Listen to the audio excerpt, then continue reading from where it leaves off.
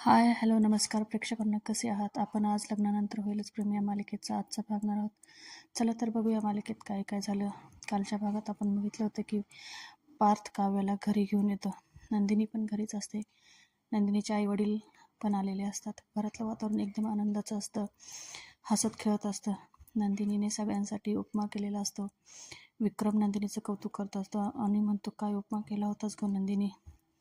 निदान 4 काजू तरी बघायला भेटले, नाहीतर तुझी सासू मटारवरच खुश करते सगळ्यांना. मालिनी विक्रमला म्हणत असते, काही काय बोलता हो तुम्ही? मालिनी म्हणते ना मालिनी पण नंदिनीचं आणि काव्याचं खूप कौतुक करत असते आणि म्हणत असते की माझ्या सुना माझ्या शब्दाच्या बाहेर नाही. आणि बघा, जर तुम्ही जास्त टोमणे मारले तर पुढच्या वेळेस उपमासुद्धा भेटणार नाही खायला. सगळे हसतात. विक्रम हात जोडून मालिनीला म्हणतो, माफ करा, चुकलं, मी माझे शब्द मागे घेतो. मालिनी मोठ्या तोऱ्यात म्हणते, शब्बास. मालिनी खूप खुश असते आणि म्हणत असते की आज खूप दिवसांनी मी असा एक नाश्ता केला आहे. नंदिनी, बरं का, हे सगळं तुझ्यामुळे झालं आहे. मालिनीच्या लगेच दुपारच्या जेवणाची पण तयारी झालेली असते. मालिनी म्हणते, आपण ना एक मस्त मटणाचा बेत कर. नंदिनी, आज ना तू तुझ्या हाताने मटण कर, मस्त मटण घेऊन ये. तेथे पार्थ येतो आणि म्हणतो, मटण? विक्रम म्हणतो, आज मस्त मटणाचा बेत आहे. अनिशाच, काव्याच्या आणि नंदिनीचे आई वडील पण आलेले आहे इथं, तर आज मस्त मटणाचा रश्शाचा बेत होतो आणि तांदळाच्या भाकरी. तेवढ्यात नंदिनी म्हणते, मी ज्वारीच्या भाकरी करू का? विक्रम म्हणतो, का ग? मालिनी म्हणते, तुम्हाला माहीत नाही का, जीवाच्या आवडीची आहे ज्वारीची भाकरी, म्हणून नंदिनी ज्वारीची भाकरी करायची आहे. विक्रम म्हणतो, बघ बघ, तुझ्याच लक्षात आहे का? नंदिनीला कसं जीवाचं सगळं काही माहिती असतं. विक्रम नंदिनीला म्हणत असतो, तू पण गरमागरम रस्सा पी, म्हणजे तुझा घसा बरा होईल. मालिनी आशाला आवाज देते आणि म्हणते, आशा, पिशवी घेऊन ये. जीवा आईला म्हणतो, ए आई, काय ग तुझं आलं? मालिनी म्हणते, तू गप्प बस, मटण घेऊन ये. आशाताई म्हणतात, जीवा दादा, छान ताजं ताजं 2 किलो मटण घेऊन या. जीवा म्हणतो, हो आणतो हा. धनंजय म्हणतो, आम्हाला तुमच्या जेवणाच्या हिशोबात नका धरू, आम्हाला जायचं आहे. विक्रम म्हणतो, अरे असं काय करतोय, खूप दिवसांनी आला आहेस ना, मग थांब की जेवण करून जा. धनंजय म्हणतो, अरे नाही, मला ना खूप महत्त्वाचं काम आहे, आम्हाला निघावं लागेल. तो म्हणतो, चला आपण निघूया. धनंजय नंदिनीला म्हणत असतो, तू इथं आलीस, इथेच राहिली, सगळ्यांसाठी चहा उपमा केलास, छान झालं. आता पण आपण निघूया. प्रेक्षकांनो, इथं जीवाच्या जीवाची खूप घालमेल झालेली असते. तो फिंगर क्रॉस करून बसलेला असतो. त्याला मनातून खूप वाटत असतं की नंदिनीने जाऊ नये. नंदिनी पण विचारत असते की आता बाबांना काय उत्तर द्यायचं. पण नंदिनी म्हणते, हो चला चला निघूया, मी तुम्हाला ना गेटपर्यंत सोडायला येते. आणि सगळे तिच्याकडे बघतात. नंदिनीचं उत्तर ऐकून सगळेच खूप खुश होतात. मालिनी, विक्रम, पार्थ. जीवा पण खूप खुश झालेला असतो, पण जीवा चेहऱ्यावर काय दाखवत नाही खुश झाला आहे म्हणून. धनंजय नंदिनीला म्हणतो, अगं तू इथं का थांबत आहे?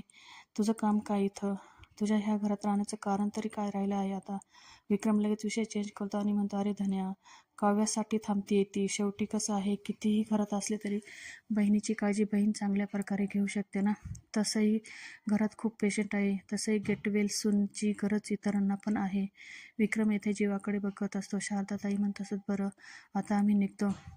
मालिनी म्हणते, अहो थांबा ना, एवढी घाई करायचं का करताय? मटण खाऊन जा की.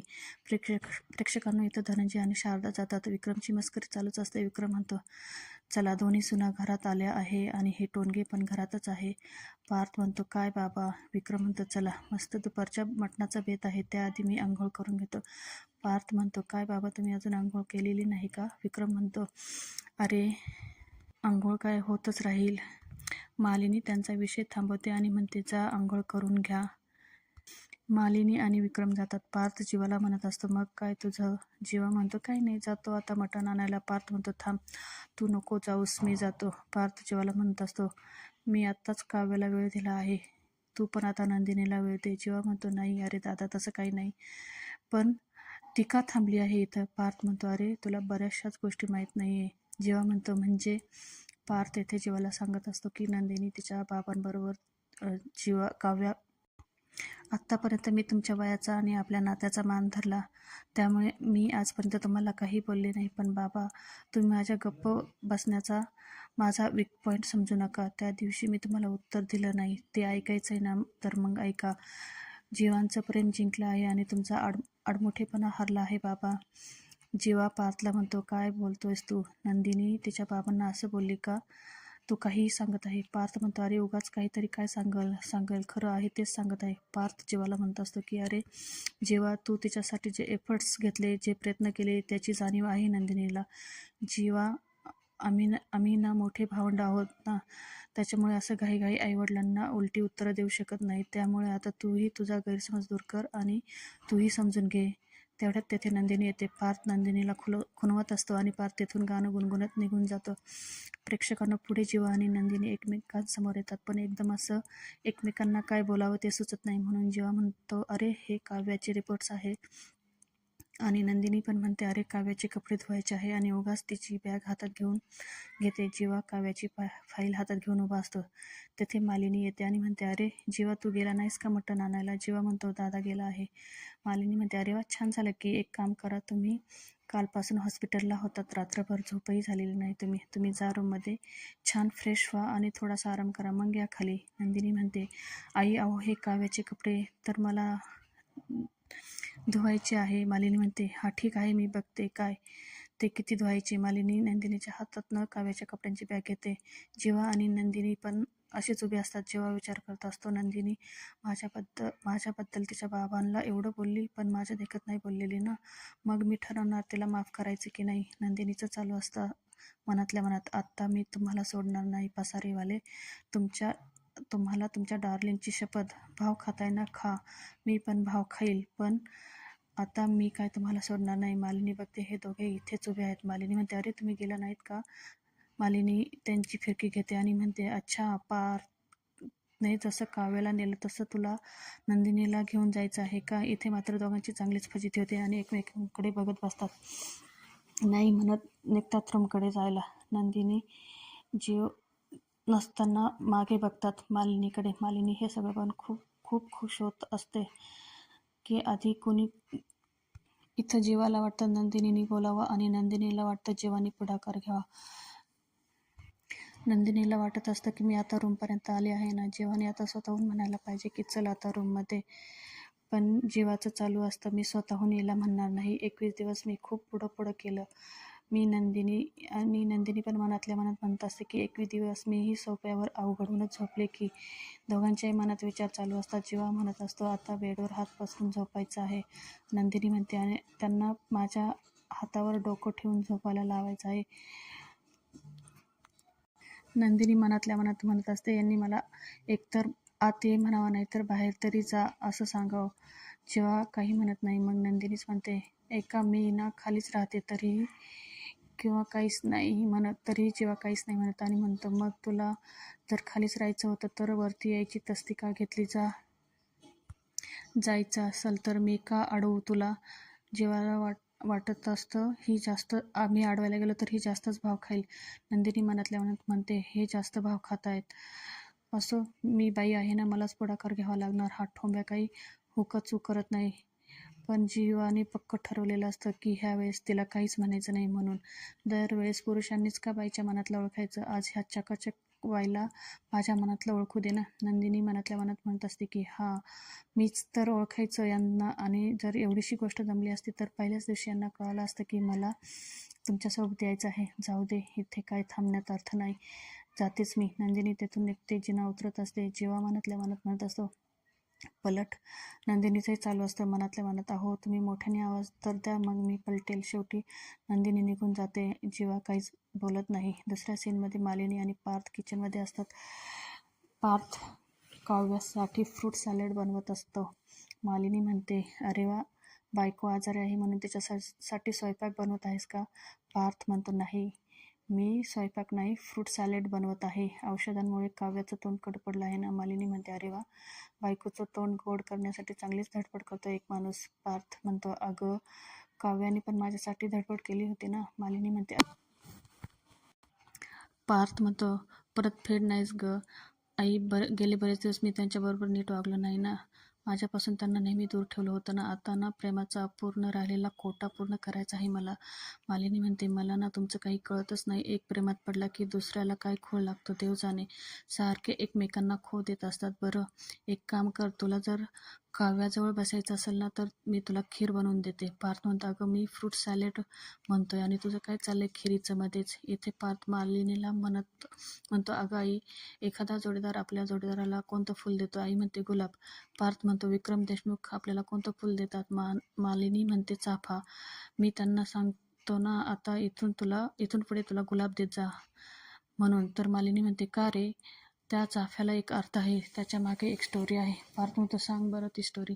मालिनी सांगते, कॉलेजमध्ये असताना माझ्या सायकलच्या सीटवर जर चाफा ठेवलेला असला तर मी समजून जायचे की आज मैत्रिणींबरोबर घरी जायचं नाही, कारण विक्रम त्यांचे लेक्चर झाल्यावर मला भेटायला येणार आहे म्हणून ती चाफा द्यायची. पार्थ म्हणतो, पण हा चाफा बोलका निघाला बरं का? पार्थ म्हणतो, अगं आई, जशी तुमची स्टोरी ना तशी आमची पण स्टोरी. माझ्यातला काव्यातला अबोला दुरावा अबोला कमी करण्यासाठी फ्रूट सॅलेड आणि एक रेड वेल्वेट पेस्ट्री. मालिनी म्हणते, अच्छा, तुमच्या प्रेमाचा गुलाब प्रत्येक गुलाब नसून फ्रूट सॅलेड आहे, रेड वेल्वेट पेस्ट्री आहे तर? मालिनी म्हणते, मला एक वाटी मिळेल का? आज खूप गोड खाण्याची इच्छा होत आहे. पार्थ म्हणतो, अच्छा, गोड खाण्याची इच्छा होत आहे का? पार्थ नंतर मालिनी म्हणत असते, अरे एवढं छान आहे आपल्या घरात, बघ ना, तुम्हा दोघांचं मार्गी लागलं आहे. आता जीवा आणि नंदिनीचं पण मार्गी लागेल. तेवढ्यात तेथे नंदिनी येते. पार्थ नंतर, बघा, नंदिनीचं नाव घेतलं आणि नंदिनी हजर. मला तुमच्या दोघांचा. मालिनी म्हणते, मिटलं का गं तुमच्या दोघांचं? पार्थ म्हणतो, आईसाहेब काय विचारताय तुम्ही? मिटलंच असणार ना. मालिनी म्हणते, हो, मिटलंच असेल, कारण खूप वेळ झाला खोलीत गेली होती, आत्ता आली आहे ती बाहेर. म्हणजे दोघांमध्ये काहीतरी बोलणं झालं असणार. नंदिनी मनातल्या मनात विचार करत असते, अरे देवा, ह्या दोघांना वाटतं की आमच्या दोघांमधलं मिटलं आहे.